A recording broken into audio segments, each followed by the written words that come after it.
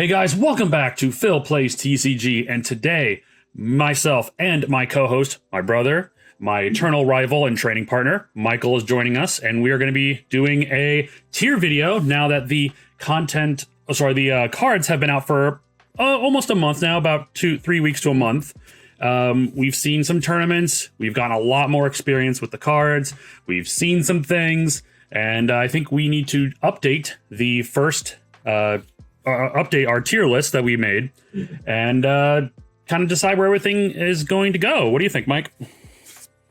Yeah, so echo everything you said. It's been about a month now with the set out, and we have, actual information, right? It's not just the starter meta that we developed before the game came out. It's not the first week or so. We've had multiple events, whether it's an actual bigger tournament, whether it's held by like Eggman, another content creator, or locals that are, range from smaller locals to bigger locals. Like, we just have information, including, Japanese information, right? From the Japanese meta. They've actually had these EX special events over there that they streamed and was awesome. So we do have information.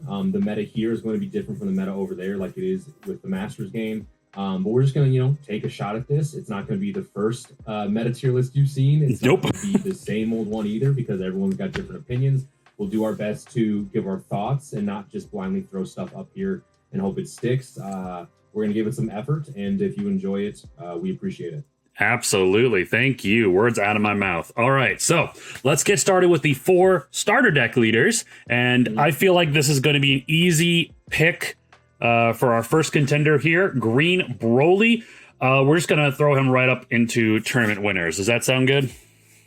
I think to start with, not only has it just been performing well, it is amongst the best color. As a starter deck alone, remember, it wasn't that great, but with the inset cards, it became its own thing, just like the rest of the green decks being very powerful. So I think this is a good one straight off the bat. I don't know if where we put them initially will be the finishing point where they are at the end of the video, just because maybe we have different opinions and different epiphanies. But as of right now, I think Broly at the top, at least one of the top decks, is a good place to start.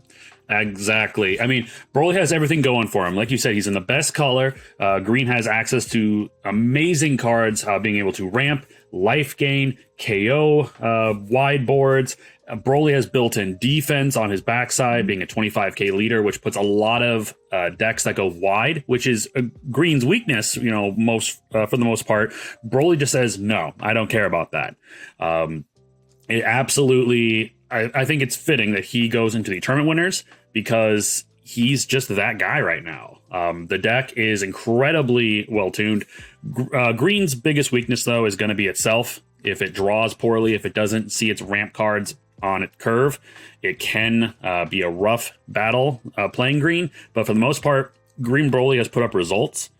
He is definitely one of... People are trying to decide if it's either Green Broly or Green Gohan for best green leader in the game. It just kind of depends on what playstyle you prefer, what your meta looks like. But overall, Broly is, and being the only 25k leader in the game as of now, before Set 2 releases, he's just that good. And I can definitely see him being in the top, easily winning tournaments, or at least in the running for tournament winners. Yeah, most definitely. So with Broly, because he's the big dog right now, along with Green Gohan, everyone's trying to figure out how to beat them without having to actually play the deck themselves. So with Broly, I think we have to mention that there are some decks that can make it uncomfortable. And if, some of these faster decks, right, like Ginu's really good until he flips over, right? And then you got to figure out how to like go wide, but then start comboing off your wide board into attacks to make it work. And then you've got like, you've seen... I know some recent content creators put up lists for like Blue Vegeta that some people like on this meta tier list might not have him too high or anything, but they've like found a way to build a deck like Blue Vegeta very low to the ground and fast to make Broly uncomfortable again, pushing him down low to a point where when he does awaken, he's low in cards in hand, or he's had to pitch stuff because he doesn't want to be super low that early in the game. Like there was one specific deck list that this guy packed all these one-cost 15Ks into his deck, like whether they were vanillas or something else. And basically what he did was he spammed the board with them, and then when Broly would try to clear the board back with his own swings, Vegeta would give up cards in his hand to keep them on board and gain that additional value turn over turn. And then of course Vegeta doesn't care because it's blue and wants to have 7 or less cards in hand. So it was very, very cool. And I bring up that long-winded story real quick just to say that, you know, Broly is really good in a general meta, right? In a good spread. But like if people who are smart enough and good enough at the game can find a good deck list, they can find ways to beat Broly. But then like that deck list that you made specifically to beat Broly may not have that big of a spread, which is why, like, even though you may say, oh, this leader beats Broly all the time, well, it's because you built it that way, right? Specifically, Exactly. not as good into a bunch of other decks like, you know, red being able to kill your weenies, yellow going fast and crackbacks to kill your weenies and stuff like that. So like anyway, it's just not as good of a spread. So long story short, Broly's just good because of his matchup spread and what it forces other decks to do to beat it.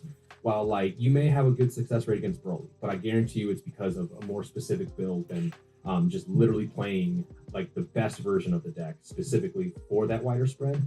More specific. So long story short, yeah, Broly's just good. He is what he is. But let's go ahead and move on to the other next starter deck. You go ahead and pick it. Yep, we got Blue Vegeta. Now, this was the deck I was on for the longest time up until the release of the game.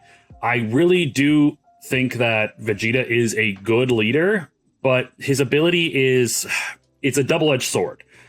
His ability of being able to become a 35k body on swing is fantastic, as you said, into bigger cards, into stronger green leaders like Broly. But the problem is you always have to have 7 or less cards in hand, which is kind of a weakness in this game when resources are so important.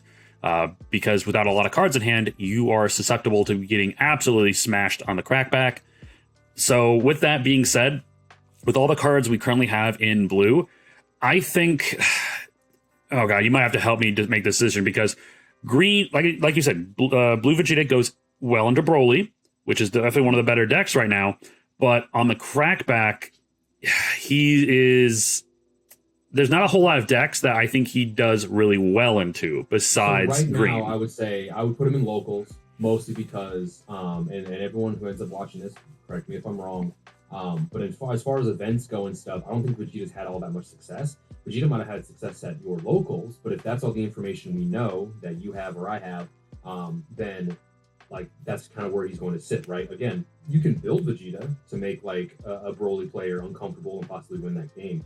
But if you build Vegeta the best generic way, he falls short of, say, like the other blue leader Trunks because of the natural recursion and removal that Trunks can have on his leader ability, while Vegeta doesn't have the ability to recur.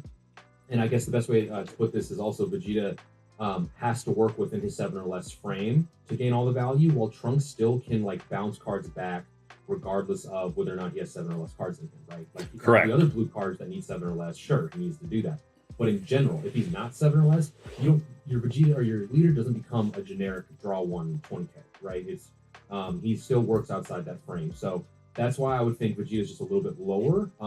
Again, you can build Vegeta just like most of these decks. You can build it to beat the better decks, but it doesn't mean your spread then is as good or as wide covering as those bigger decks generically as well. So exactly. I like Vegeta here. It can do cool stuff. Like you can't underestimate a leader that swings 35.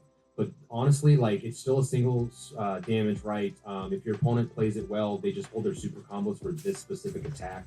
It's just one card out of hand instead of multiples. Like your opponents can find ways to kind of mitigate the advantage that Vegeta gets, and then I don't think he just recurs or gathers enough resources over time across the game to be better than some of the other decks that we'll talk about in this video. So I do like him. I think he gets better with time potentially, depending on what comes out. But as of right now, I do like him in locals here. Yeah, absolutely. I think he does great into certain leaders, but not into a wide. He's not as wide of a range of a leader as some of the other leaders we'll get to.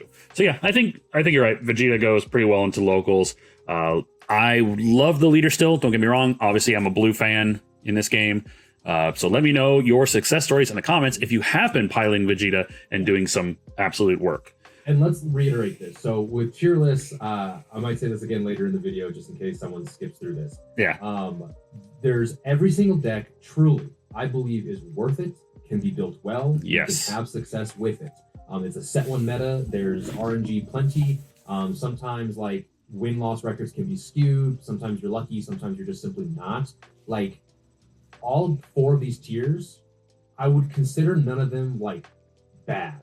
You know, like a lot of people have like, this is a great deck, this is a good deck, this isn't bad deck tier. No, all these decks are fine.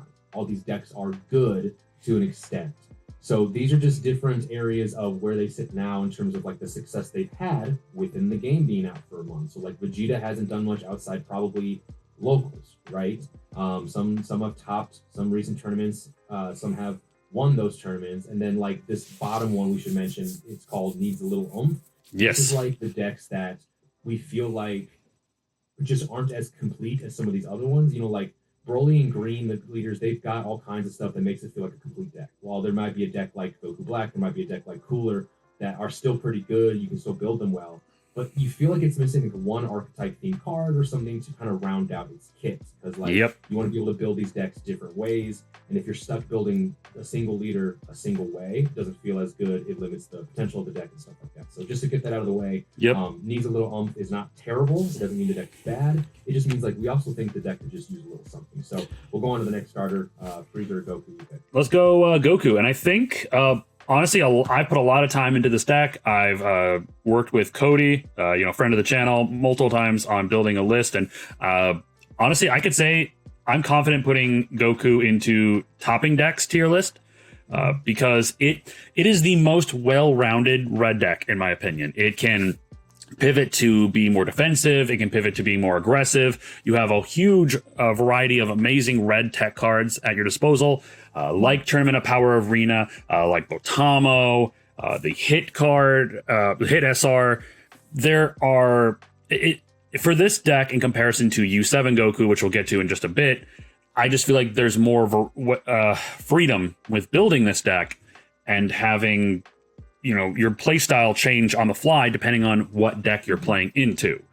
So overall, I think Starter Ku is one of the better red lists, one of the better red leaders, and he hasn't gotten a huge amount of representation in the meta. I still think people are more focused on U7 Goku because of his ability just being generically great, but I don't want to get too far into U7 Goku without before we get to him, but I think Starter Ku just has more variety, and there's a lot more freedom when it comes to building the deck. Yeah. So I think, kind of as you mentioned, like Starter Ku was buried a little bit from the beginning of the game because people saw Red U7 and were like, oh, this is similar to Zoro from One Piece, and how good that deck has done since it came out. But like, if you want to consider everything into like a math equation in terms of like resource gain and value, which is pretty much what this game is a lot of, Starter Ku, once it's awakened, gives you an extra 5k on both turns, excuse me. So if, like, depending on how long he's awakened on each turn, right, he gains a 5k, which like normally consider like a extra card in hand or something like that, right? Because the way if someone's attacking you or you're attacking somebody and you have to get one above being equal to win that say fight, then that just increases the value more and more there. So kind of as you mentioned, I love how well-rounded it is because you get to pivot depending on the game state and what's happening, unlike some other decks where like if it's a straight aggro deck, like if your aggro simply doesn't work or you miss your curve, you can't like pivot to defensive and trying to play a tempo game. You just simply can't. You are turning right as fast as possible, as quick as possible. Well, Starter Ku is able to play. You can build it in many different ways, whether you want to kill somebody a little bit faster or play a little bit more control right. You combine the Tournament of Power extra card that gives another 5k similarly to the way that the leader does itself. So you've got like all of a sudden ways to make things stronger or make them offensively or defensively in that manner. So I do like this list a lot. I still think U7 is very good. I think U7 actually ends up probably in the same tier for a different reason. We'll just go ahead and we'll just put him. I think whatever. Yeah. Sure. No, I think you're right. U7 is going to be in that same tier list, just because of how good he is. But yeah, let's just keep talking about Starter Ku. Your opinions on it. They both gain value, like depending on like the U7 on your turn is 5k to everything. Okay. Well, then that 5k only compounds on your turn times how many bodies you have on the board, right? That you use that ability or the buff for. While Starter Ku is just more consistent on both turns, right? So that math kind of equals out. One might be a little more than the other. I haven't sat down and done the math, depending on the normal game state. But they're both fine. Starter Coup, again, it's just a fun deck that plays good red stuff. Probably the best generic red deck, of course, because you don't have to play specifically U7 cards. So I do like it a lot where it is right now. Exactly. I agree with everything you just said there. It's the red toolbox deck, in my opinion. And I think it does it a little bit better than Beerus does, but we'll get to Beerus at the end. But since we just let's just throw U7 Goku in the mix here. Yeah, U7 Goku is just good. His ability, like you mentioned, is pretty much Zoro's ability in One Piece, getting an extra buff to every character on your board, every U7 character on your board. And it requires your opponent to now have to combo a little bit more with each swing. And U7 actually does have a pretty decent matchup into Broly, taking all your 20k battle cards, putting them up to 25 into lethal range for Broly. It absolutely can be incredibly oppressive, especially when you have one drop 15ks that now become one drop 20ks. It is definitely a dangerous deck to go wide. And if you see your curve properly, this deck probably can just wreck you. The only reason I say it's not as good of a red deck as Starter Coup is because, like you mentioned, it's the 5k on the front side only. On defense, you are now having to give up more cards to defend your board, because if you lose your board, your leader's ability really doesn't mean much. Your leader's ability only works if you have other U7 cards in play. And if your opponent has answers like Sinister Sickle, 6-drop androids that crits, destroys 3 cost cards or less, anything that can take out your wide board is going to spell the end for you. Because you are playing more cards from your hand, because obviously you want to have a wide board. That means you're going to have less cards in hand in general, which means you're not going to have a lot of defensive power to keep those cards alive. While this deck has an amazing, attack power, its defense is lacking, in my opinion. So that's why, at least, I don't think it's better than Starter Coup, but how well the synergy of U7 works for this leader, it still deserves a place in the topping decks tier. It is still a fantastic red deck, regardless at the end of the day. It's just, your opponent knows what you're going to do. Build a board of U7 cards and then swing in. Once they get rid of your board, it's kind of game over. Yeah, it's I think it comes down to most of the good U7 cards are 5Ks or 0K combos. There's not a ton of 10Ks. I think you can build Starter Coup value heavy, more 10Ks, more control type stuff. While U7, while there is a way, I recently played against a U7 deck that felt pretty good, utilizing some of the bigger vanilla U7s to just gain value there and protecting those to again gain value turn over turn. Yep. But in general, I like the amount of combo power in total that Starter Coup can have. So U7 is still very good, but it's pretty straightforward deck. We know where the value comes from. Good offensive deck. Let's go ahead and finish up these starter decks though, because we can skip one of them. Let's go get Frieza up there. Oh, whoopsie. I would actually put Frieza up into tournament winners. Oh, 100%. Yeah, so Frieza's good, man. I think on people finding a way to unlock like most if not all of its potential is a huge deal. Its ability, of course, when it's awakened, restands 2 of your battle cards. And that's insane, mostly because in like this game, you can tell who is like super experienced or not based on like whether or not they swing with certain cards at certain times, because you know that your opponent can swing right back into it, whether with like a leader or something, draw off the leader swing, and then also not give you a card off your life because they're destroying one of your battle cards. Like Frieza's ability allows you to restand cards you want to save that you don't want your opponent to swing into, which means they're forced to use like point and click removal on a card like Ivy, 6-cost androids and stuff like that. So the way he's able to also gain value is with the 1-cost Ginu, that when you play it, it does nothing, but then you rest mode it with that big main, and then you draw a card. And so if you're able to get multiple frogs on board, and if you're able to like keep those alive without you restand them so your opponent can't swing into them. So unless they have actual like removal, you're just drawing multiple and additional cards turn after turn, and Frieza can gain a big hand. Now, the biggest thing about yellow is that there's no real removal. It is rest mode removal, but then your cards are like Golden Death Beam, which is KO a 3-cost or less in rest mode.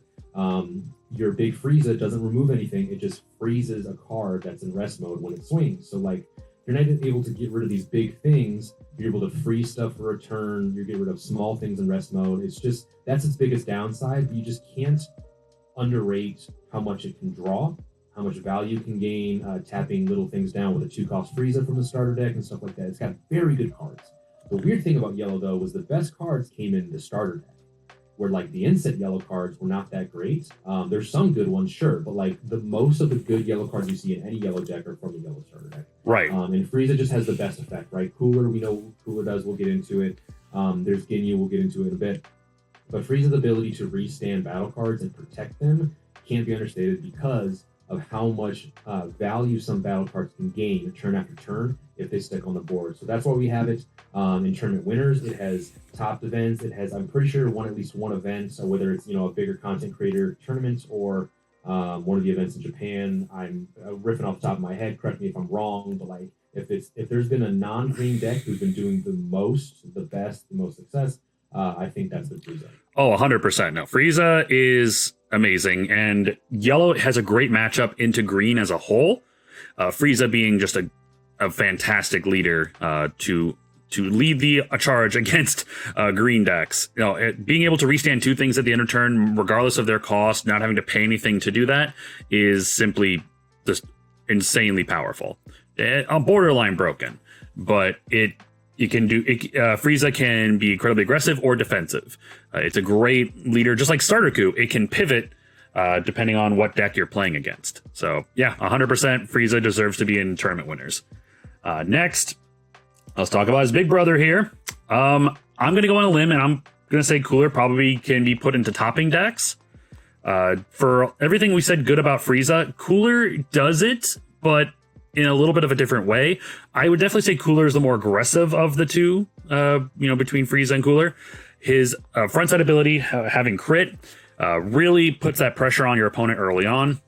While you're building a wider board, if you do decide to run the Ginyu package, it's like whittling down your opponent's resources while building your side of the board is fantastic. On the backside, its leader ability is by, I believe it's tapping, discarding a card from hand to restand a Frieza's army card or Frieza's clan card with a cost of 4 or less, or one of your energy, is incredibly useful. In comparison to Frieza's ability, it is kind of bad because Frieza can just restand 2 bodies regardless of cost, and he doesn't have to pay anything, while Cooler has to discard a card, and he has a power cost requirement for restanding a leader and a I can't think of what that word is, a tag for the character, in this case, Frieza's army. But being able to play the 4-drop 40k Frieza, swing with it, discard a card, swing with it again, can help close out games, as well as take out bigger bodies on your opponent's board. Because 40k is nothing to laugh at, and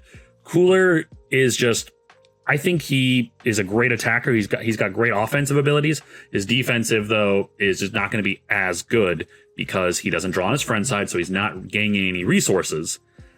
He does heavily rely on his late game, being able to restand big bodies like Frieza. But I think he's earned his spot in the topping decks list. What do you think? Yeah, so I love the deck. This is one that I would put it here in topping decks as well. It's also one that I think does need a little oomph, but it's like found more success than most decks that I would consider like needing a little oomph to find the success Cooler. Right. The way I play Cooler is super fast. It is the Ginyu package. It is obviously 4 of the 4-cost Frieza, a couple Coolers, a couple Supernovas to help push and stuff like that. You're trying to maximize combo power in the deck because obviously you don't draw on the front. When it goes off, it is pretty crazy. When you see everything on curve, you're like, wow, this is absolutely insane. It's one of the decks that is built correctly, and you pop off on your curve, makes like Green Gohan falter pretty bad because of how well you're able to push. And then depending on how early it is, Gohan simply does not have any type of removal online yet to clear your board on crackback or anything like that. So if they try to swing their leader or anything, you do pitch a card or 2 to save a body because on the next turn, like you're still swinging 20s across the board.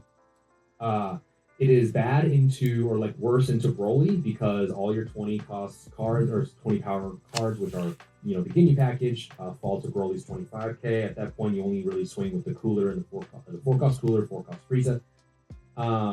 This is a deck that, unfortunately, kind of like I talked about with why Starter Coup feels really good, is that cooler can't pivot to anything.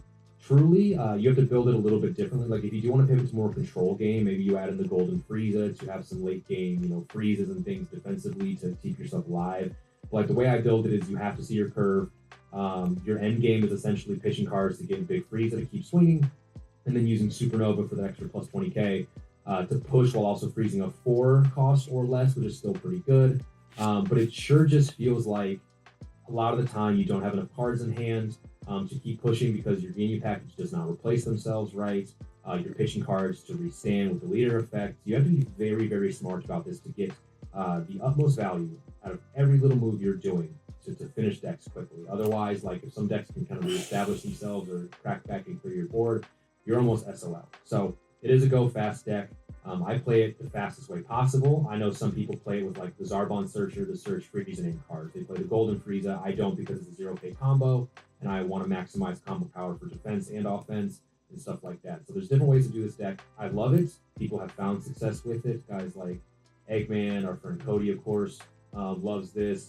People have found success with it. It was used a lot in the Japanese tournaments we saw earlier this month or late last month. But it's just, I think it's missing something, but it's still really good where it is. The more good Frieza Clan cards we get in yellow, the better. We'll see about this next set, because yellow is Resurrection F.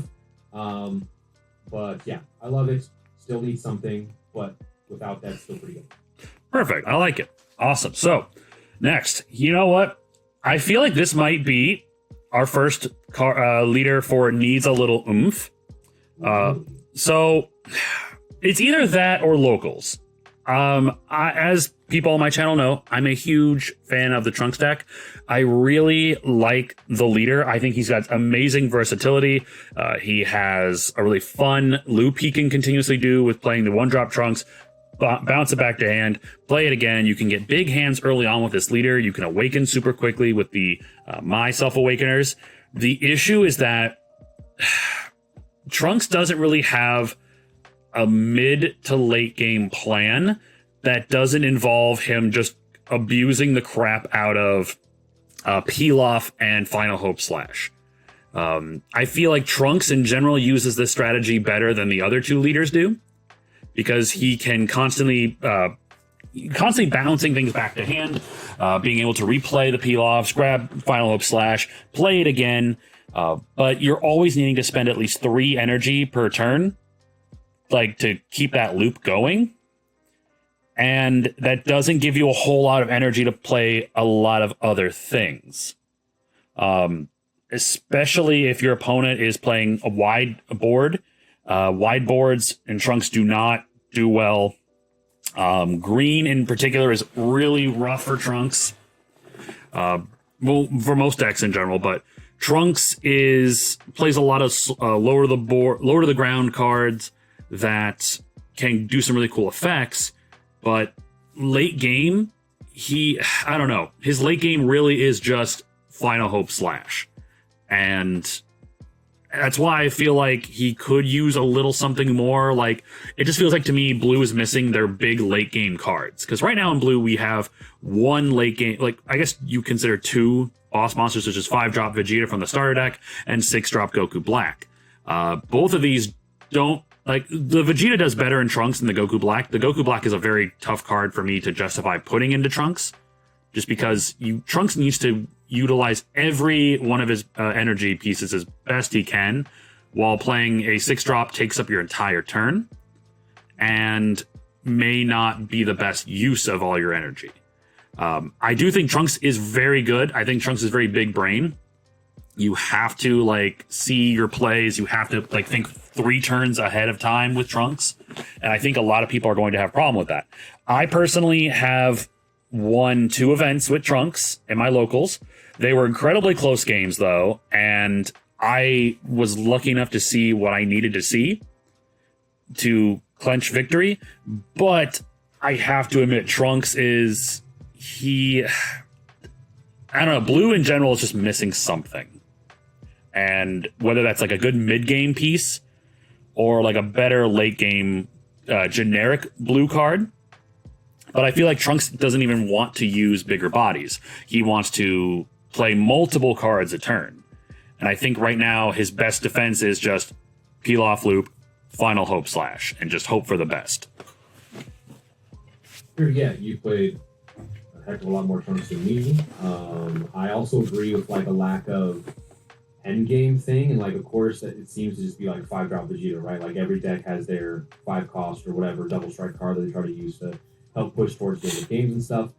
With Trunks, like I don't know if this was necessarily needed, but I think it was such a bummer about how they treated the Time Machine 2-cost Trunks package, where of course there's a 2-cost 30k Trunks that when you swing with it, it says at the end of the turn, then bottom deck it. And then the Time Machine is a 1-cost extra card that says if the bottom card of your deck is a 2-cost Trunks, like play it, right? Right. Well, the thing is, I cannot believe they made that package with only one kind of 2-cost Trunks.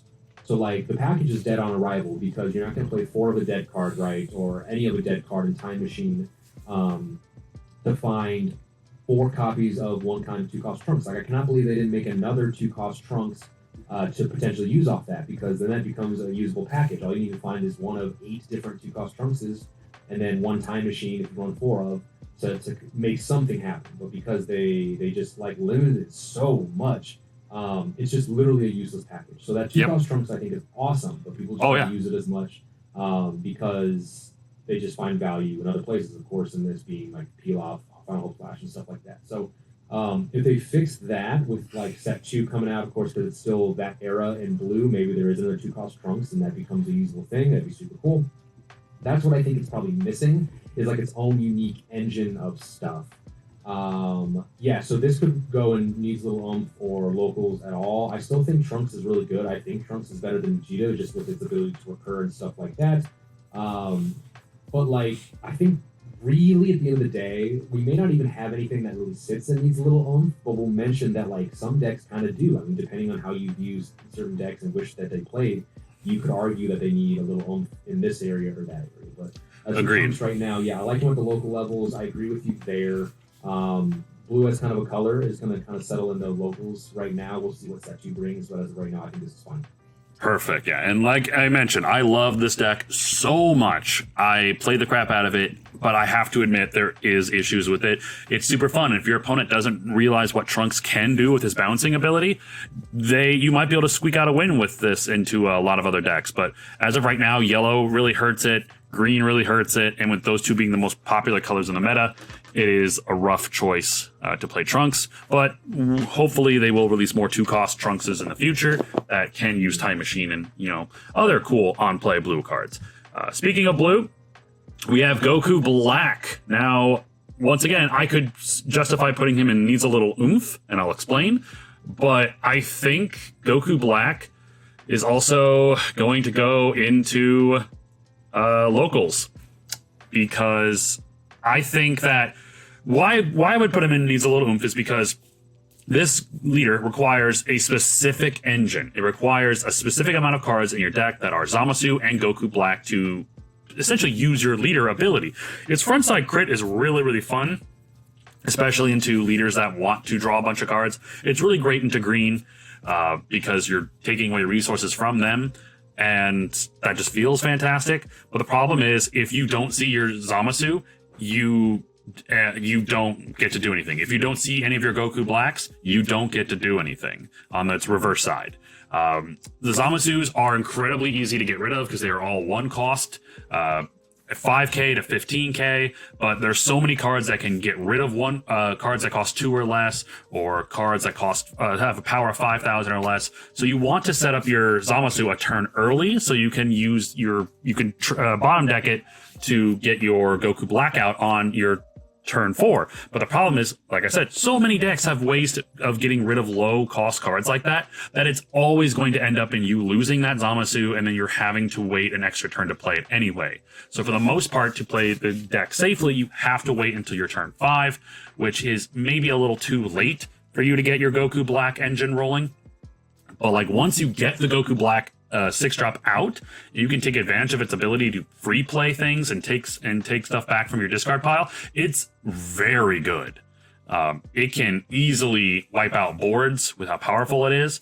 The Gotenks engine works great with it, but it all comes down to relying on seeing your Zamasus and your Goku Blacks together, and sometimes it just doesn't happen. And at times, you really can't play your Zamasu out early, especially into, basically red, yellow. Don't play it out early. And heck, even green, because green has 4-drop Vegeta that can KO a 2-cost or less on board by discarding one. So the only deck you can actually feel confident playing your Zamasu turn early is blue. But most people aren't playing blue right now. Most people are playing red, green, and yellow. So as much as I really want to put this up higher, just like Trunks, I think Goku Black is a solid locals deck and needs a little oomph from the next set, which we all have already seen that we're getting a Zamasu card, which I think will be great in this leader. But that's, at least for now, I think he's just going to be at the top of locals. Yeah, so I haven't played any Goku Black, but I've played into Goku Black a good amount. For any of you guys who are familiar with the Masters game, Dane Reichenbach is one of my friends here, one of the best Masters players in the country, and he's a big Goku Black fan, so he's been grinding the heck out of his deck. So, like, most recently, we were grinding a lot of green. I was grinding Cooler and Green Gohan into his Goku Black, and he's really found a way to build a deck good against those matchups, or in general, and he just simply knows how to get the most out of his deck. So, like, as an example, he utilizes the 1-drop Zamasu that bottom decks a 1-cost, like, early on. He wants to open it against certain certain decks, right? Like, green wants to play its cantrips its first few turns, right? And then value off comboing them, right? And other decks, play cantrips and stuff as well. So whether it's red, yellow, whatever, like if he goes second, then he finds a way to like make them lose value and then get his Zamasu on board from turn 1. And then it's up to your opponent to not only see the cards, but he has to play them right to get rid of the Zamasu, or the closer he gets to using it for the ability, the better. And then for like green specifically in that matchup, right, the Goku 5-cost that helps like regenerate energy or recur energy off effects that destroy it, and ramps on play and stuff for Broly and Gohan, super pivotal in those decks. Well, he understands that it's finding the 6-drop Rose Goku to play and then using the 3-cost SR Trunks to then bounce the 5-cost back to hand, right? That's such a momentum swing against green players because they want that card to stick. Well, he just tapped 6 for 40k and then played another 3-cost 20k for free off its effect, and then bounce that card back to your hand, right? Yes, it's a card back to hand, but you don't want that card in hand. You want it on the board to regain that value. So it's absolutely huge. And then I think something that is huge is that with Goku Black, you have the Goasu that searches Goku Black and Zamasu cards, I believe. Like, he can literally search out the 6-cost Rose Goku. Like, so yes, the high end is you need to see it. Well, it helps when your deck actually has searches for those specific cards that like other decks don't actually have searches. I'm playing Cooler into it, and I'm like, wow, Cooler doesn't have a searcher that says go grab there's Zarbon for free-to-name cards, but there's not something for like Cooler or for searching for Ginu cards and stuff like that. So except for the 2-cost 0k combo of Ginu, which you're never playing because of that 0-cost combo. So like, it does have tools. I think if people are grinding it, they can find a way to really win the value game with the crit on the front side, whittling you down, making sure you awaken when they want you to, and then if they go second and then are able to do Zamasu with the effect and then use the energy marker turn early to play a 6-cost and start regaining that value, whether it's the 3-cost Trunks bounce a card, whether it's Go Tanks grab 2 other cards back from your drop, stuff like that. So I do like this deck. I think at its peak, I actually do like it better than Trunks and Vegeta. Dane has won the first couple locals around town with Goku Black over all of our green players and yellow players. And like that. So I know the deck can do well when a really good player plays it. I've seen the results, so I do like it in locals, but we'll wait to see what it can do if it tops anything, wins any tournaments, or anything like that. Okay, well, I'm going to have to talk to Dane because I need to pick his brain about that then. Because that sounds awesome. Yeah. Well, actually, I should mention this real quick. Sorry to interrupt you, but so if Goku Black becomes a thing, green has to play main deck the I-Beam card, which costs 2 1-costs. Oh no! Goku Black sure, of course, takes a hit if you can get rid of his Zamasu. So like you said, green has removal, but it's a 5-cost Gohan. It's a 4-cost Vegeta that then you have to pitch a card to remove something. He might on a turn prior put down 2 Zamasus. Well, how are you going to kill both of them if you can only play 1 card per turn that pops with 1 thing? Well, IV comes in handy. So I'll put it this way: Goku Black can be much, much better in the meta than people think it is right now. But if Green starts playing I-Beam, Goku Black gets levels. Oh no. Well, thank you for the insightful tip there. Next, we have Ginyu. Where do you think Ginyu should go? Ginu, I probably put in needs a little oomph. I think it's between locals and needs a little oomph. I haven't played Ginu personally. I know what it does. I've watched people play it. Obviously, it's super go fast. It's kind of crazy if you're able to pitch your cards defensively, keep your stuff on board, and then still do this crazy pop-off thing, right, by restanding. Because if you have a full board that you swing with and then restand everything again with its effect, like, absolutely insane, right? Oh, yeah. Again, it's tough into Broly because, of course, all your things are 20Ks or less.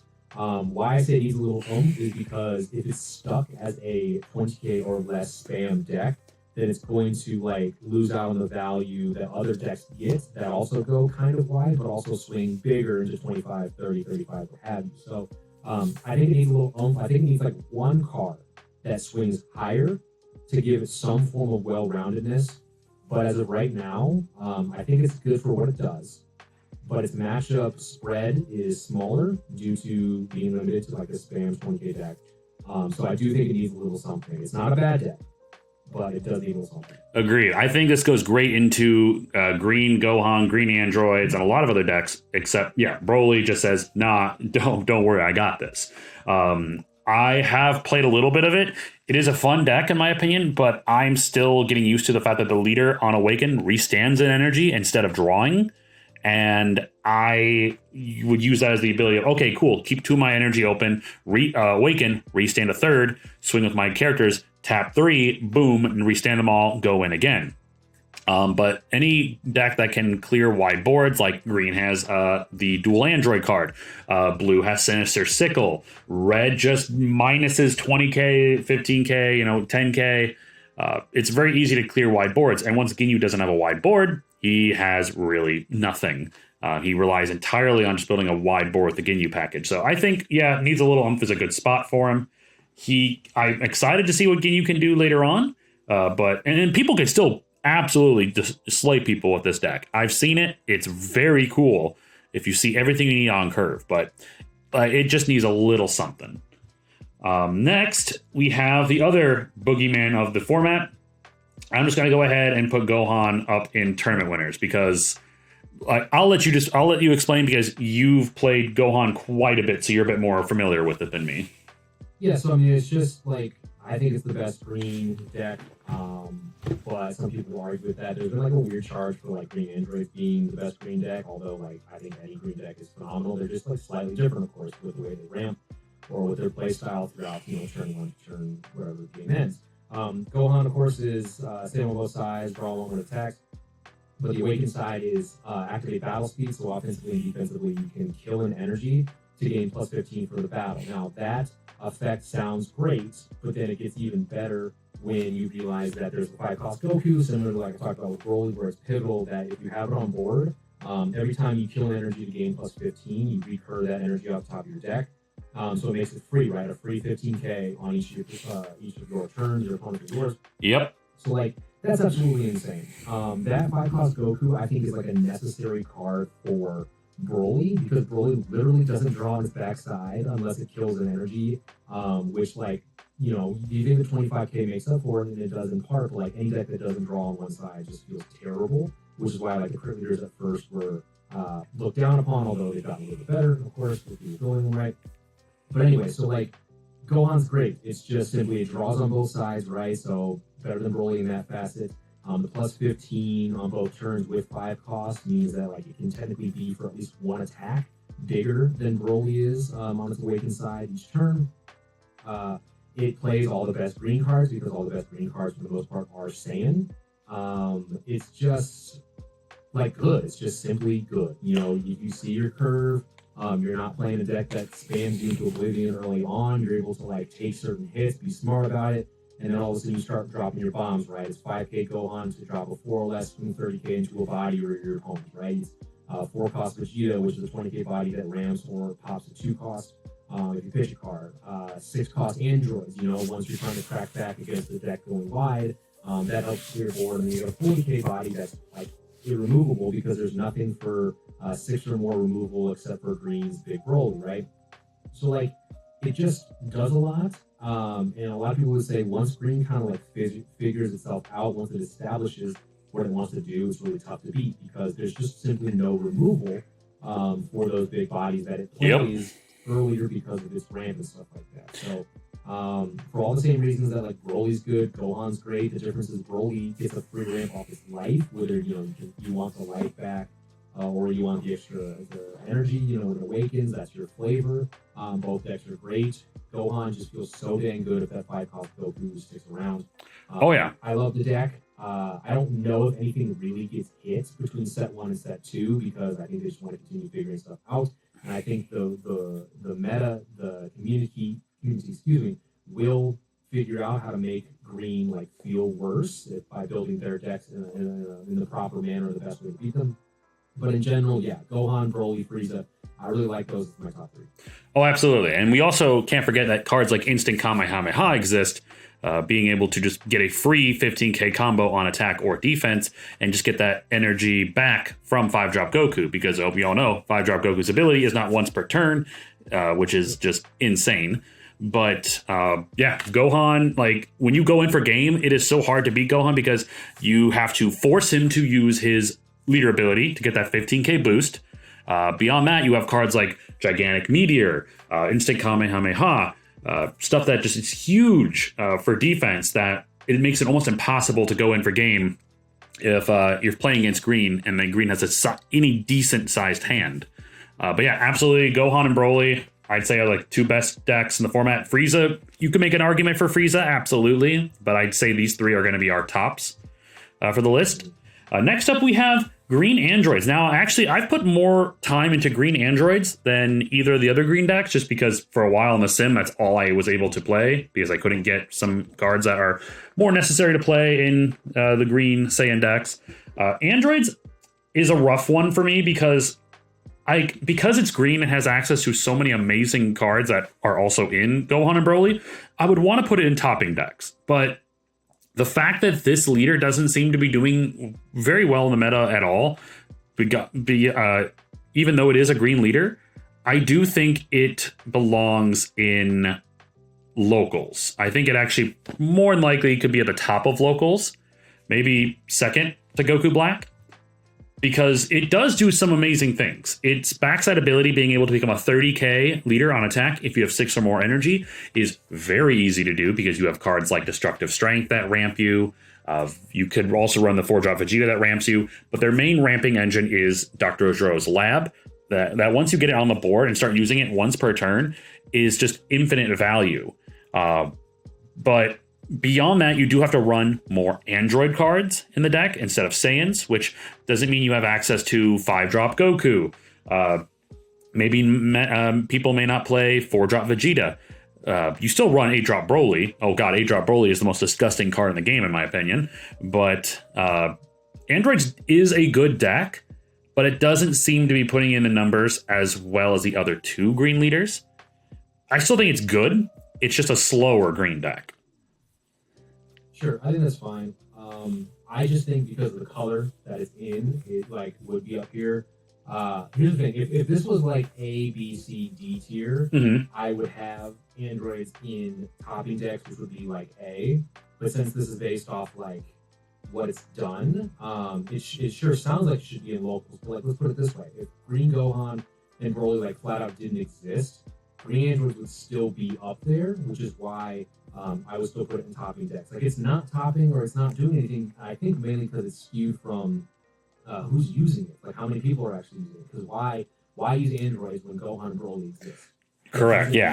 Androids is a bad deck, right? It just means that it's the least popular of the 3. Yeah, exactly. I mean, character-wise, and then you said card pool-wise, like it has to play more Androids because you need Androids for the consistency of the Zero's Lab to ramp it really from drop, right? So that's my biggest thing is it still does really cool green things, but your card pool becomes other things. So like you don't need to run the 5-cost Goku in here, okay? So it's one thing less that you need like to stick on the board or whatever. That's actually a good thing for Androids over the other ones. You still get the value of it being 30k offensively, without needing to tap 5 for a card that you hope sticks, right? You do tap 3 for droid for the fuel card. That's never going away, right? There's nothing that gets rid of them. But instead of like the 5 cost Goku, what you play the 4 cost Android 17 that goes in, that's Self Awakener that plays a 3 cost or less 18 from drop, which synergizes very well with the 2 cost 18 SR that cycles on play and draws on attack if you have 6 or more energy. Like, there are good Android cards to play, but like in the grand scheme of things, the sand package stuff is just better. So for droids, you play as many good green sand stuff as you can, but then like enough for consistency purposes in terms of droids and things like that. I do like the deck a lot. I wish I had more time to play a little bit more of it instead of like, go on some other things. I just don't get to play as often right now, but like droids is sick. I think it deserves to be up there. But again, it's just like, why play droids when you can play Broly and Gohan? It's just unfortunately that whole situation. Right. It's like people, like when you look at other colors like yellow, Frieza, you can make the argument for Frieza being better than Cooler being better than Frieza. But and then you have like, of course, Ginyu. Yeah. You have reasons to play every leader per color, but yeah, with androids, unfortunately, it's being outshined by Gohan and Broly. Yeah, you're right. It's still a great deck. That's why I'm going to put it up in topping decks. I can still see it doing very well. It is just unfortunately being overshadowed by the other two. Now, finally, we have Red Beerus. Let's see, I believe it's being defined as the control deck of Red. Honestly, I think I'm going to put it up here in topping decks because Beerus can do quite a bit. Well, first off, it is a crit leader on the front, so it does apply that damage on, in the beginning. Once awakened, though, it is an amazing card for clearing board, being able to knock 10k off of any of your opponent's battle cards, whether that is to get rid of low to the ground cards like blockers or tech cards that are on the field, or to minus 10 from a boss monster that Red really wants to get off the board. It's a very versatile leader. It's not as versatile as Starter Coup, but I think the way most people are playing Beerus is playing a lot of cards at minus cost and a lot of crit cards. So you're whittling down your opponent's hand with making them have to combo more to protect their pieces because you're minusing attack power from them, but you're also swinging in with a lot of crit leaders and crit attackers, which is making them once again lose out on resources because they don't get that life to hand. I do think that a good Beerus deck in the right hands could do incredibly well in tournaments, and I've played against quite a few Beerus decks. I think it is a very good deck. Definitely deserving to be in the topping decks tier list. Yeah, I like Beerus as well. I think you can play it, like you mentioned, crit heavy if you want to be more of like the resource starvation type thing, or you play in more control with like the minusing, board control and stuff like that. It is the crit leader front, of course, so it does, get pulled back a little bit by how that limits the deck's potential. But on the backside, like 10k, minus 10k is huge, not only for weenie removal, right? Like this game being set 1 meta, your cantrips being played, not only to replace themselves, but then to stick on board for combo power, is huge. Like decks that play weenies normally, if they can't swing with them, they have 5 to 10k, mostly 10k combo power. And decks feel good with those on board, knowing that like they can help you out of certain swings without having to issue your hand, right? So Beerus being able to remove weenies, just point and click once per turn, I think is absolutely huge. And then his 10k on top of other card effects that say minus 20, minus 15, KO with 20 or less, like his ability helps the removal already built into Red become better. So I think there's the Goku SR, and I just want to like be sure on this that I get it right, that it like KOs a 20k or less on play, the 3 cost SR. Well, with Beerus, you can minus 10 of 30k, which is a pretty strong card, and then just pop it like with a smaller thing to give SR or anything else, right? So I think it's absolutely huge. Like removal in general is huge. Like removal is bad in Frieza, of course, because it's like 3 or less mainly, and it has to be in rest mode. Green removal is great because it doesn't matter about cost most of the time, and it doesn't have to be in rest mode, right? Yep. So red being able to, their removal, if you think of it that way, doesn't need to be in rest mode. And then red doesn't care what the cost is. It just has to do with the power, right? So like a card's cost can be whatever, and its strength and its power level could be, 10, 15, 20, and they could all be 3-cost cards, right? So like certain cards hit it and some don't. Well, this gets past that a little bit easier, in my opinion. So I love red's removal when red has a bunch of minusing, like especially like in Masters right now, red's at its best when it minuses everything because it just doesn't matter about energy cost. So I love Beerus for that. I love the combo you can do. You just make your opponent feel bad for playing the game, right? They commit a bunch of stuff to a certain card while you minus it with 2 different card effects that cost you not nearly as much resources as they put into the card they just played, that you just minus to death. And then, of course, every card that says when this card is KO'd, do X, red gets around it because minusing to 0 is a game mechanic. It does not remove it via KO in the rulebook. So you get around those effects as well. Like I think it's really strong. I think red only gets better the more cards that we get that say minus something. Yep. And as power creep kind of goes up and up, like Beerus becomes better as red's power creep because it's a generic leader, right? It is just a red leader, doesn't need to do 7, doesn't need to do 6, what have you. I like it a lot. I think it only gets better over time. I'm excited to see what comes out in future sets. Exactly. And don't forget, Beerus also has that Shin card that is, if your leader is a God of Destruction, your leader just gets a 10k boost on your turn. So using that on his on Unawakened side, being a 30k crit leader, and is just gross. It's insane. And then, of course, you do still get that 10k boost on the Awakened side. Yeah, Beerus is just a fantastic leader overall. All right, I think this is our tier list. I haven't put things exactly in order in each of their tiers, besides like maybe locals and tournament winners. We could have a whole other video talking about like which of these 5 here deserves to be, in front of another person, but I'm just going to leave it as is. I'm not saying that Starter is better than Beerus. I'm just saying like these 5 here are going to just be the top decks, and you can make your arguments in the comments about which deck is better of these 5. But yeah, I think we're going to end the video there. I think this is a pretty solid tier list. It hurts my soul that blue is only in locals and isn't doing better, but I'm going to do my very best to put blue on the map and take it to the first regional that we get here in the Midwest. But yeah, I want to say thank you to every person that has been watching this video up until now. You're the real MVPs if you stuck it through the whole thing, because we did go through all of the reasons why each leader is where it's at. Mike put in a bunch of good work in here, and he's playing with a lot of great players up in Minnesota, so he's got quite a bit of insight. So if you skipped past all this and got to the very end, shame on you. But thank you so much, Mike, for hopping on this video with me.